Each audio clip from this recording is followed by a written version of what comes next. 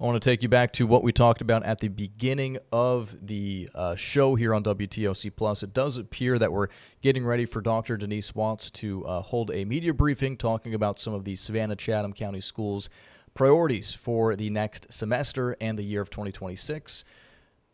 Yes, all right, it appears we're ready. I'm going to go ahead and bring this up, and we'll take a live extended look here on WTOC Plus.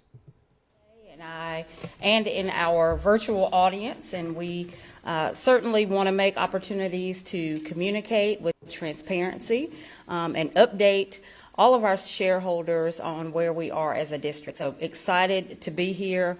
Our media is a big component of that transparent communication, so I want to acknowledge their presence and express gratitude for being here as well. We are at the all-important midpoint of the school year, and it's essential at this point in time that we reaffirm our commitment to keeping our community informed about our progress and areas where we need to continue to focus. Transparency and collaboration are at the heart of the mission, and we believe that sharing these updates helps strengthen trust and engagement across our district.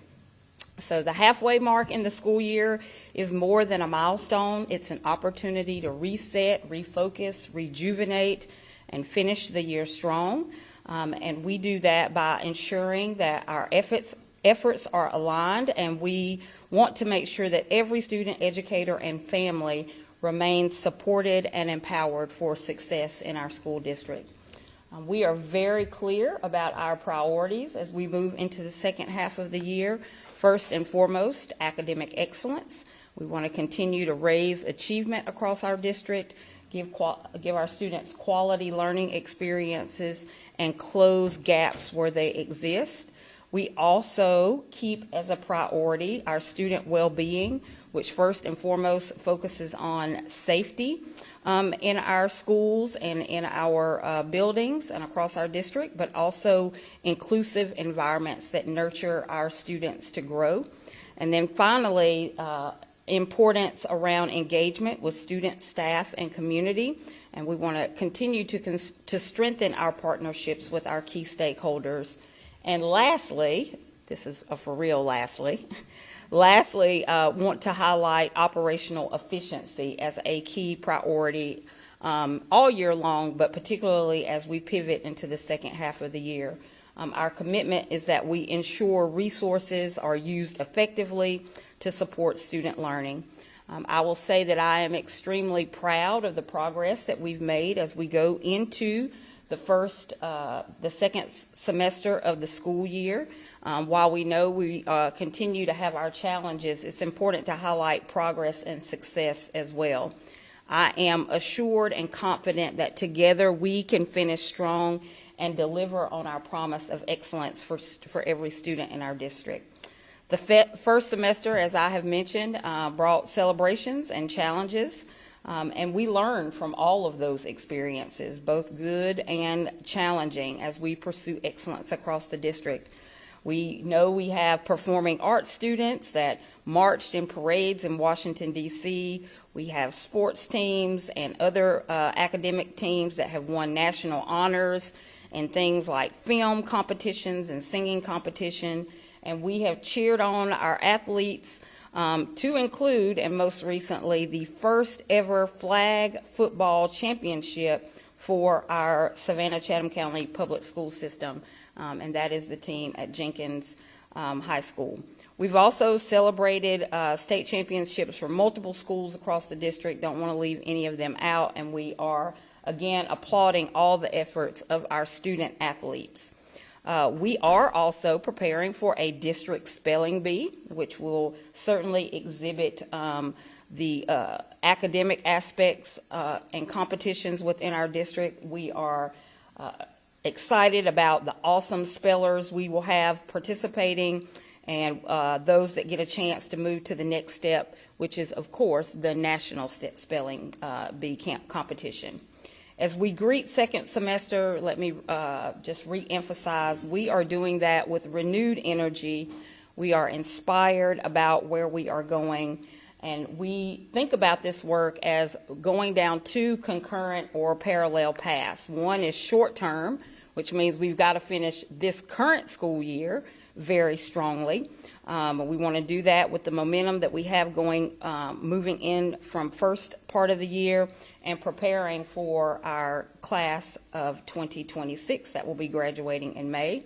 But we also want to double emphasize the long-term planning that we have going on, reshaping a new strategic plan, working on planning for the 26, 27, and beyond so that we shape the future of our school district. Again, that will be codified in our next strategic plan. So lots of work going on, a big focus both on the short and long term.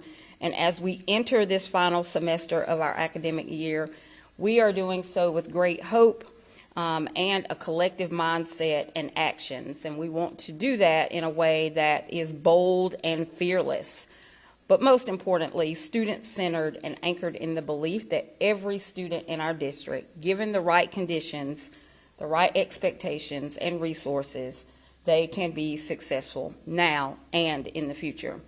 Your partnership and engagement, for all of those listening in today and those that will listen in later, are vitally important as we work together to finish the school year strong so that we have a brighter future for our school district. Just want to highlight a few areas, and as mentioned before, I have a team of people here that will support me with more in-depth responses as needed, but just a few things that I want to highlight that we are looking at on our radars right now. And the first one is our promise schools. And as you all may be aware, and if not, this is what we refer to and what the state refers to as the Georgia Promise Scholarship. It's an education choice program that's created by legislation for the state of Georgia. And this offers eligible students in our district the opportunity to have a $6,500 scholarship for non-public education expenses in grades kindergarten through 12th grade. Those students who are eligible can use those funds for private school. They could also use it for tuition, tutoring services, and other qualified educational expenses. This does, however, funnel funding away from the local budget that we have and can present some challenges for school districts as we try to plan for the upcoming school year with both enrollment and budgeting impact. Particularly enrollment, since it's a key driver for our funding, the Georgia Promise Scholarship certainly adds complexity. While we certainly want to give our families choice and opportunities to entertain opportunities in other educational venues, we are also grappling at the same time with the complexity that it offers. The Georgia Promise Scholarship targets students zoned into certain schools in our district and their feeder attendance schools. And those particular schools are ranked in the lowest 25% in terms of their student achievement performance. So most recently, the state has released a list of schools that meet that criteria. We have 18 schools that meet the criteria. It's the 18 schools plus schools in their feeder patterns. So we are in now the second installment or installation of this scholarship being offered. Families do have to apply for it. And there is more information available for us to consider as we make our enrollment projections for the upcoming school year. So again, just want to reemphasize 18 schools in our district fell into this category. Early indicators, however, suggest as we look at attendance, as we look at how our students are doing on formative assessments, how we are looking at climate and culture within our school district, give me great hope that that list of 18 schools will be reduced in the upcoming year because we are showing progress in terms of school performance. And our goal, of course, as a district is to offer every student in every school across our district a quality learning experience. And we want every school to perform at grade level that does not place them on any negative state list. Again, this has an impact to both funding and enrollment, and it cannot be ignored as we think about our upcoming budget cycle. So one of the ways that we are trying to focus in that area is offering some differentiated supports for schools that we know not only fall within that 25% or might be on the periphery of falling into that low performance in terms of the 25% statewide, is offering schools differentiated school supports. It's a key strategy for us this year to ensure that school improvement is both supportive and will drive success across our district. We know that all schools do not have the same needs, do not have the same challenges nor successes, and we know that we can't approach it with a one-size-fits-all approach. So our current strategy, again, is a differentiated one. It ensures that every school is getting the right level of assistance given its unique context, and we are meeting the demand of challenges in performance. So in some ways, that's school-wide. It's very intensive, and in other cases, it might be a lighter touch, but we are certainly working on all aspects of performance to include offering professional development, tutoring for our students, coaching for our professionals, and district-level intervention and support. So we are confident that we are making progress. We know that that list of 18 is going to be reduced in the future, and the approach that we are taking now is more responsive and strategic with resources and support to these schools. While we maintain a very tight focus around academics, we know that an important supporting piece of that is budgeting. And we know that this is an important piece as it relates to our stakeholders as we strive to be good stewards of taxpayers' funding. We've had quite a few reports about our current finances in the district, and we are working very hard to modernize our budget process, to increase transparency, to strengthen accountability, and to ensure our resources are aligned with student needs and district policies. So we are going into this new budget season certainly with a even tighter focus than we've had since I've transitioned into the district as the superintendent, so that we are optimizing every resource that our shareholders provide both at the state, local, and federal levels.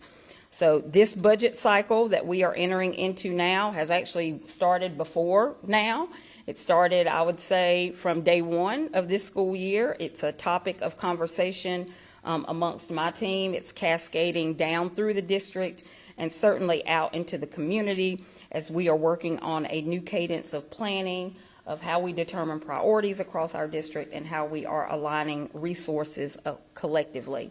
A new focus, a new philosophical approach this year that we are attempting is more of a zero-based budgeting approach that emphasizes clarity, one that emphasizes community understanding, and again, responsibility for the all-important funding that our both local, state, and federal entities afford to us. We will place an even greater emphasis. I know you've heard the phrase return on investment many times. That is a phrase that is pervasive throughout our district as we are looking at budgeting for the upcoming school year. And we want to make sure that every dollar spent is a dollar justified. Budget decisions will be aligned to our strategic priorities. So we are strengthening financial accountability. We are strengthening our approach to allocating resources to make sure that it's done effectively and appropriately, and most importantly, that it serves the needs of our schools and it brings value to student learning and school performance. I'd also like to highlight some work we are doing around boundary lines, attendance planning, and facilities planning. This is also an area that we know has strong stakeholder interest, as in many cases it may impact where a student goes to school now or next year and in the future. We are developing a very thoughtful, community-informed approach as we look at boundary lines and attendance patterns. And I think I have shown during my tenure that having the community and parent input on this process has been important. It's often led to us modifying our path forward as we listen to the community. And my commitment to this community is that we will continue to listen and use the information that we get from our stakeholders to inform how we look at boundaries and facilities in our district.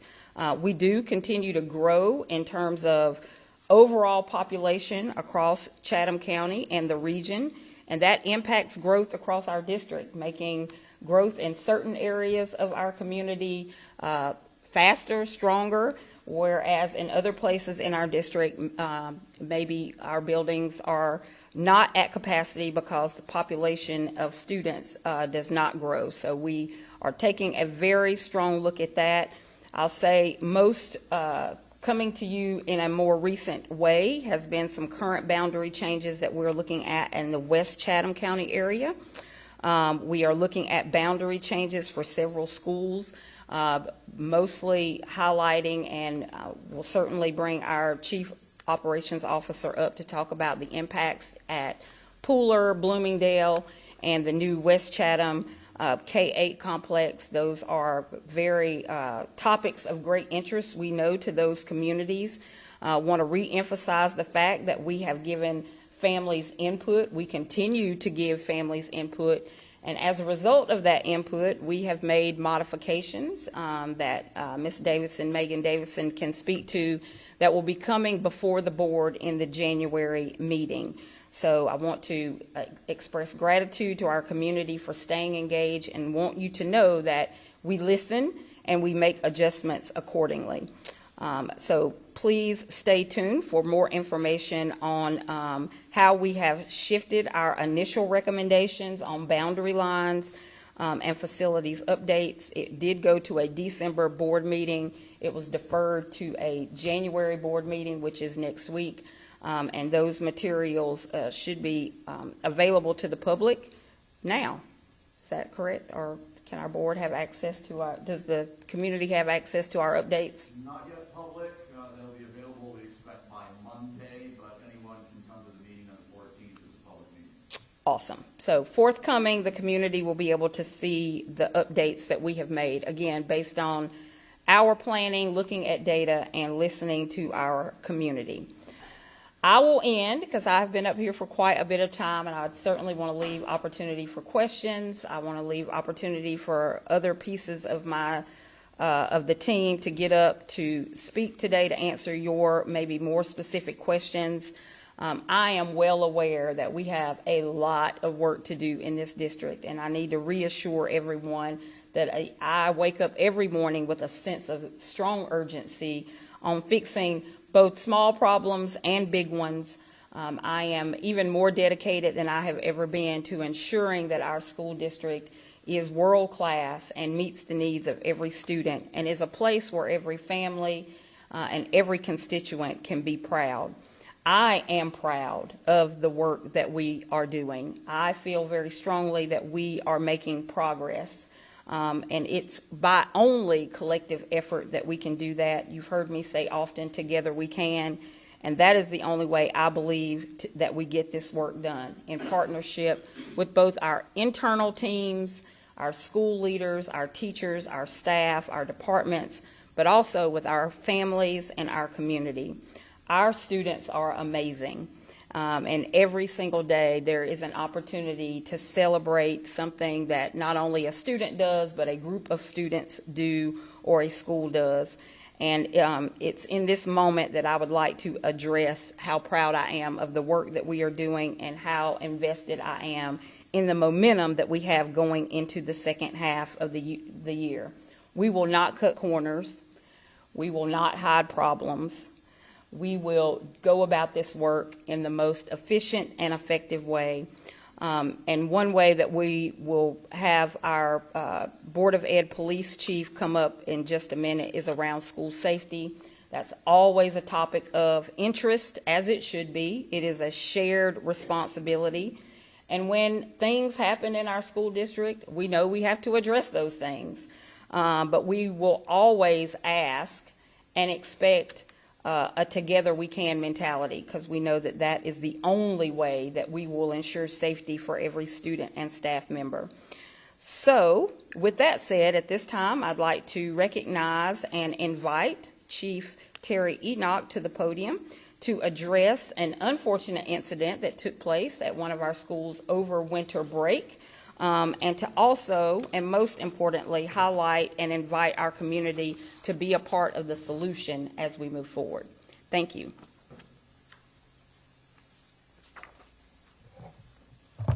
Thank you, Madam Superintendent. With me today is Deputy Chief Rob Rodriguez. He's responsible for school operations and security. And on the other side of me is Captain David Gay. He's in charge of criminal investigations. Thank you for the opportunity to address the issue and the incident, but more importantly, the broad issue of school safety. On Tuesday, December 30th, during an after-school athletic practice at Hubert Middle School, a student sustained an injury to his hand following what investigators believe was an accidental discharge of a firearm in the locker room. Law enforcement and emergency responders acted immediately. The students received medical care, and there was no ongoing threat to students, staff, or the school community. Today, investigations remain active, and we're investigating the incident with support from the Savannah Police Department and the District Attorney's Office. While this incident appears to be accidental, it does underscore a very serious concern. Children having access to firearms and other weapons in our community. You see, school campuses must remain safe spaces for learning, for growth and development, and firearms have no place in schools, whether it's intentional or accidental. The safety and security of our students and staff are always our top priority for the Savannah-Chatham County Public School System. We're located in 426 square miles in 7 municipalities. We have over 36,000 students. There's 55 schools together with 62 facilities. That is a big footprint. But I got to tell you that safety is just not, as the superintendent said, the responsibility of the school alone. It is a shared responsibility among schools, with families, with students, and the community. Savannah-Chatham County Public School System, we employ what we call a layered approach to safety and security. And that is designed to prevent incidents, to detect incidents early, and to respond quickly when needed. This approach includes, but not limited to, trained staff and administrators who are vigilant and prepared to act. Technology-based safety measures, including security cameras, weapon detection devices that assist us in monitoring and responding to potential threats. We have our Board of Education, police, and security forces, along with strong partnerships with local law enforcement. We have clear policies and enforcement, including our Student Code of Conduct and the Georgia law regarding weapons. We have responding mechanisms. We encourage students and staff to speak up when something doesn't seem right. We have education and awareness, helping students understand the real dangers and consequences of weapons. You see, we continuously review and strengthen these layers, but no system is effective without community support. Parents play a critical role by ensuring firearms are properly secured at home and by having ongoing conversations with their children about the dangers of weapons and the importance of making safe choices. We encourage students to report any suspicious activity, behavior, or concerns to a trusted adult or a school staff member. If you see something, say something. It can prevent a tragedy. In closing, this incident serves as a reminder that prevention starts well before a student ever steps on our school campuses. Together, through awareness, through accountability, through partnership, we can continue working to keep our schools safe. I know at some point you're going to have some questions, and we'll be available after the remaining presentations to answer those questions. Thank you.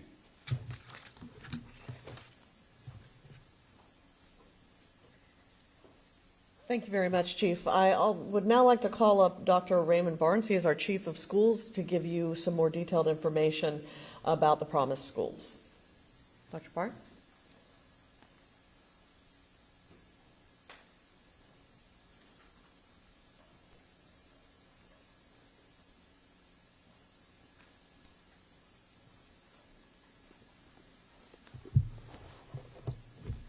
Good afternoon. The most recent release of the Georgia Promise Schools, it is alarming, but we were prepared for that. We have been following our student data since the beginning of school, and we have been following student data in the previous year. That data has allowed us to develop strategic plans, but in a differentiated manner to support each school based off their school needs. Some of those strategies are around investments to develop our leadership capacity. Additionally, those strategies are to develop our instructional leaders at each school, our academic coaches, to ensure that they are coaching teachers to deliver strong teaching strategies and pedagogical skills. Additionally, it's the support that we are providing each teacher and each leader about how to put the right things in front of kids to ensure that they are meeting the rigor of the academic standards that have been set forth by the state of Georgia. Additional strategies that we are investing in is high dosage tutoring. While that is in our foundational grades, we are setting our students up to be successful in their earlier years so that once they get to their tested years of GMAS, students have a fighting chance of being more proficient in state tests. Parents and community leaders are a vital aspect of our strategy. We're investing in developing a comprehensive family engagement model for many of our differentiated support schools so that we understand what it is that parents need and what it is that they want to best support them as they support their children in school. Lastly, we have a continuous improvement process where we look at all of our initiatives. We monitor those data points, we refine those tactics, and then we go back out again and we continue to provide the necessary feedback for our school leaders and our teachers. We are confident that the data points will continue to increase over this year. Our preliminary data shows, in terms of our universal screener data, and our benchmark data shows that we are moving in the right direction. We're seeing progress in our adolescent learners. We're seeing progress in our middle schools and as well as of our high schools. That concludes my report.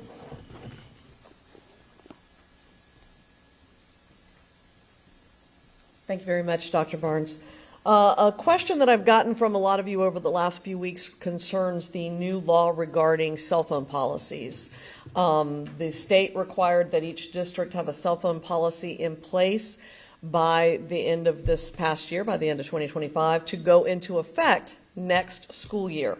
Our board did, in fact, pass a new policy at our December 17th board meeting. And to give you an update on that is Mr. Derek Butler. He is our Chief Academic Officer.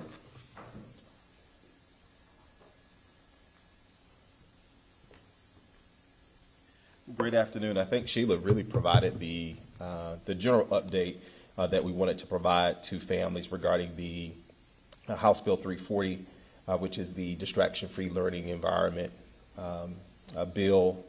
And as you know, the policy does not go into effect until next school year. I think what's important for our families to know this particular time is that right now, the current policy remains in place in terms of how it's operationalized in our schools. You will know that many of our schools currently have leveraged the previous policy to limit electronic devices during instructional time. So I want to make sure that we're clear about how that looks currently in schools. We'll continue business as usual in that regards, but more importantly for our families in terms of preparation, Please note that as a district, we'll be providing over the next several months additional guidance and resources via our district website and other communication mediums to make sure that our families and our students are prepared for what will be a day one policy that will be in place. And so we'll be sharing more information with our families and with our board around what that preparation will look like. So we appreciate our parents preparing and beginning to have those conversations, but we'll be providing what additional needs that we need from our parents and our students leading up to the beginning of next school year.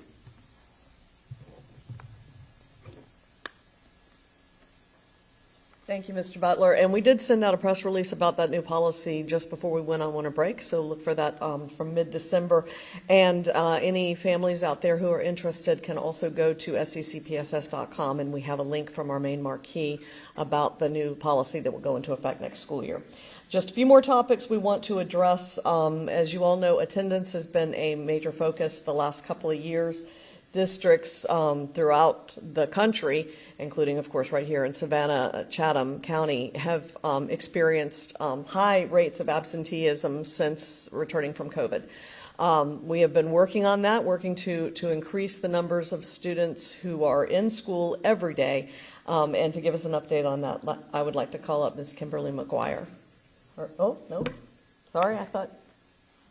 I'm back up. I do have our Executive Director of Student Support Services here with us this afternoon, and she'll be available to answer any questions and also to assist me with any specific data points that may need some clarification. But I think what we wanted to share this afternoon really is this headline. Of course, attendance remains one of our strongest indicators of student success. And first semester data gave us some encouragement about our next steps and really some clarity around our next steps in terms of support. Headline, more students are in school every day, if you get nothing else. So we're excited about the momentum of first semester, and I'll just share just from a historical perspective, as you recall, our attendance rate being 74%. 2 years ago, last year around 77%. And so we are trending in the right direction based on first semester data. And this matters because, as I shared with you, attendance is one of the strongest predictors of student learning outcomes. You heard the Chief of Schools talk about the supports that are in place. And many of those supports, which I'll just kind of highlight very briefly, include many of the attendance supports that are taking place in our schools. What we have seen historically, and we continue to see that in our data, is that our elementary and our middle schools are continuing to show a meaningful progress compared to our high schools. But here's the sub-headline, if you will. Our high schools are showing signs of momentum. So we're pleased to see that, and we'll continue to focus our attention around our high schools. And what we can attribute some of the early signs of success in our high school, we've focused on improving attendance taking, accurate attendance taking. As you well know, as part of our new attendance policy, there were some flexible but also some no opt-out opportunities for our students and families, that being our attendance remote learning option, which provided flexibility, as well as our attendance recovery expectation and opportunity for our students and families. And then, again, just clear expectations around supports. But we know that those flexible, no opt-out opportunities were really designed to ensure that regardless of the circumstances, learning was a priority. And so students and families needed to recover that learning and or to engage in the learning experience in a different way that was available. But again, I'll just go back to the headline. More students are in school every day. We're also excited about, and you'll probably hear a little bit more about this at our Finance Committee meeting on next week. We're learning from our everyday labs pilot, currently implemented in 10 of our schools. Some of them are our promise and our priority schools. Again, you heard our chief of schools talk about those differentiated supports, and this is one of those that has been shown some really early promise, and we'll be talking about how we might scale to ensure that we're providing more of these supports to more of our students in more of our schools. But this strategy really focused on strengthening relationships with our students and our families through personalized communication, some early outreach, what we call some nudges, and also really to help remove some barriers. And so I think wanted to share that as a highlight, and some of the early signs is that we see lower chronic absenteeism for those schools and those identified students compared to their school peers. And so, again, a lot to be proud of as it relates to our attendance work and with the implementation of our new attendance policy. A lot of work ahead, as of course there are students who are at risk, and until we have 100% of our students in school 90% of the time, we've got a lot more work to do. So at this time, that concludes our attendance update, and we'll be available to answer any specific questions around our attendance implementation. Thank you, Mr. Butler. All right, I promise just 2 more quick updates we want to give you, and then you'll have a chance to ask any questions you have. First, I want to call up Megan Davidson. She is our Chief Operations Officer. Of course, one of our major construction projects that should soon get underway is the renovation of 208 Bull Street, our central office, which has meant that most of our divisions are scattered across the county now in various locations. Ms. Davidson is going to give you an update on that project. Good afternoon. I am pleased to announce that we are in the next steps of preparing for the restoration of our historic central office. As you will recall, the central office started as Chatham Academy and dates back to the early 1900s. Throughout the summer and the fall, the district staff worked with an advisory committee that was composed of community members and board members along with district staff to guide planning for both the academic portions of the programming and the facility itself. The future program for the building is expected to include academic uses tied to architecture, design, and related fields, aligning historic preservation with student opportunities. As Sheila mentioned, all central office departments have now been fully relocated, and the building has been cleared for the next steps in the phase to start our design of the restoration. The district anticipates a procurement solicitation will be released within the next 90 days to select professional services for design and then the future construction. We are excited to move forward with this project with transparency, community engagement, and responsible stewardship while honoring a Savannah landmark. As Dr. Watts mentioned, we are also heavily involved in our boundary realignment review. We are fortunate that our community had supported the Education Special Purpose Local Option Sales Tax to be utilized in the restoration or renovation of some of our Chatham County buildings as well as the construction. As you may recall, the district determined that the land utilized for West Chatham Elementary and Middle School will be the future location of a new K-8 and a high school. By elimination of the middle school, a boundary analysis was required, as we currently have several elementary schools that are zoned to that middle school. After careful review, we have determined that it is best to maximize our buildings by creating an early learning center that will be housed at the current site of Pooler Elementary, and Bloomingdale will be phased into a K-8 model, with 6th grade being the first year that's phased in and 7th and 8th grade following in the latter 2 years. We will be speaking more on the boundary realignment proposal and making board recommendations for approval at the upcoming board meeting. Thank you.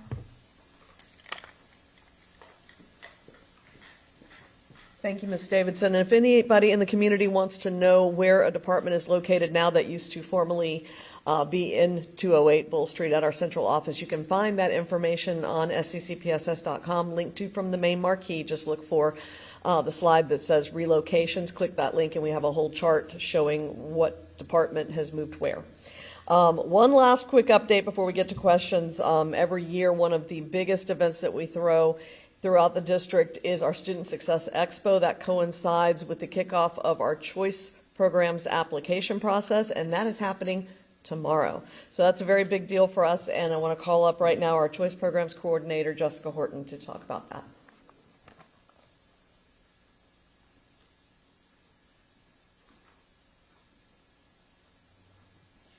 Good afternoon.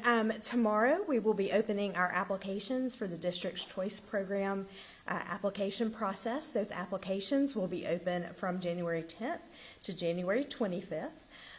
And that opening of the application coincides with our Student Success Expo, which is tomorrow from 10 to 3 at the Davis Edwards Harris Educational Complex in Garden City.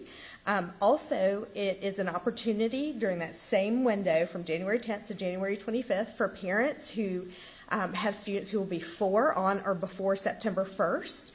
They can apply for Georgia Pre-K. And parents of 3-year-olds can apply for our Little Acorn Academy program.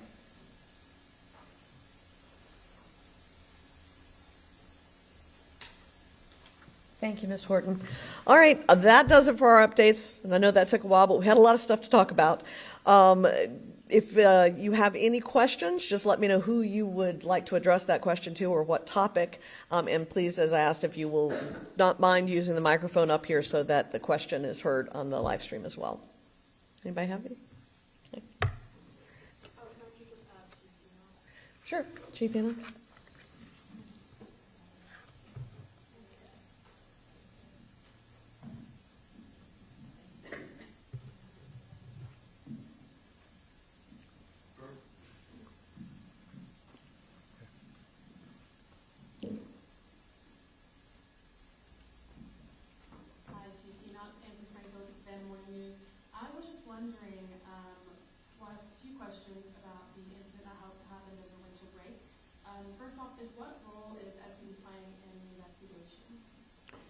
Well, I'm going to defer that over to Captain Gay, who's over criminal investigations.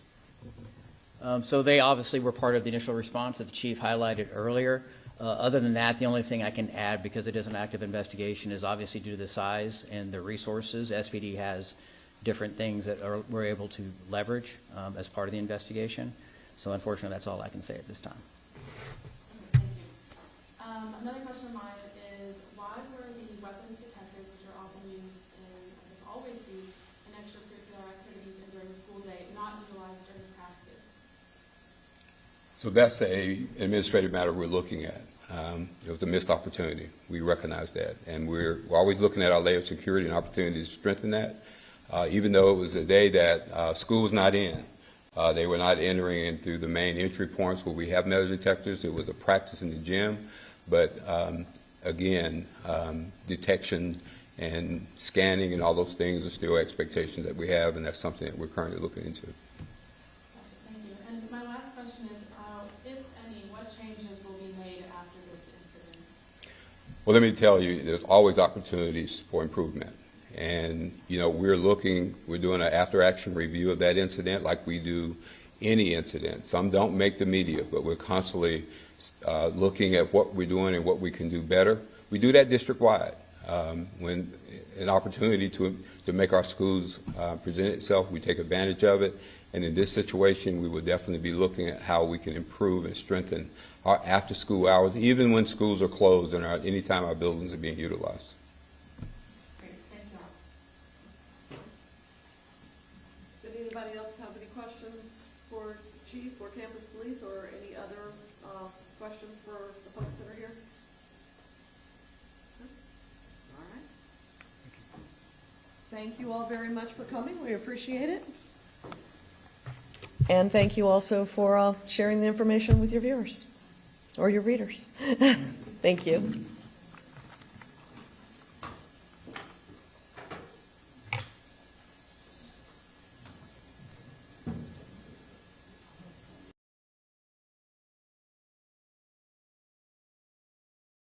All right, well, that was an extended look at a press conference from school leaders with the Savannah-Chatham County Public School District, talking about quite a number of things over the past 30, 40 minutes there.